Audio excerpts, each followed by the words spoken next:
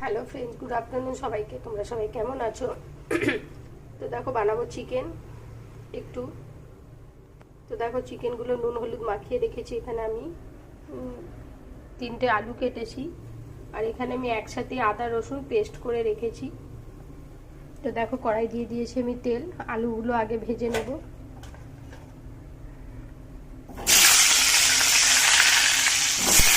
আলুগুলো দিয়ে দিলাম,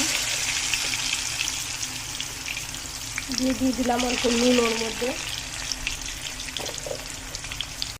অল্প হলুদও দিয়ে দিলাম, দিয়ে একটু আলুগুলোকে ভেজে নেব। তো দেখো আলুগুলো ভাজা হয়ে গেছে, তুলে নেবো এবার। অল্প একটু গরম মশলা, গোটা গরম মশলা দিয়ে দিলাম অল্প চিনি। এবার আমি মশলাগুলো দিয়ে দিচ্ছি সব।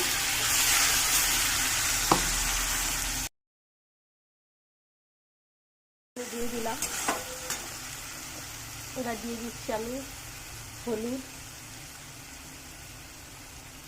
লঙ্কা গুঁড়ো, কেটে রাখা টমেটোগুলো দিয়ে দিলাম ওর মধ্যেই।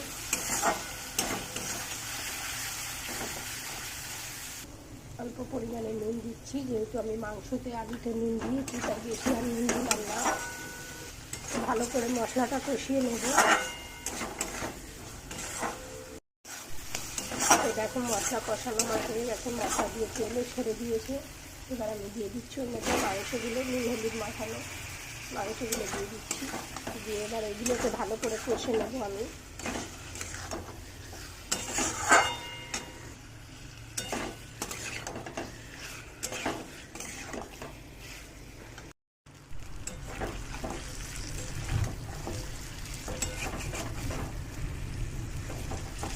দেখো মাংস কষানো হয়ে গেছে আমার। এবার আমি দিয়ে দিচ্ছি এর মধ্যে জল।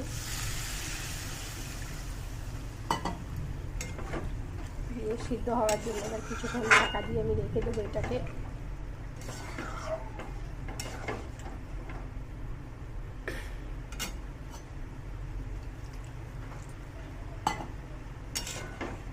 দিয়ে দিচ্ছি এবার চাপা।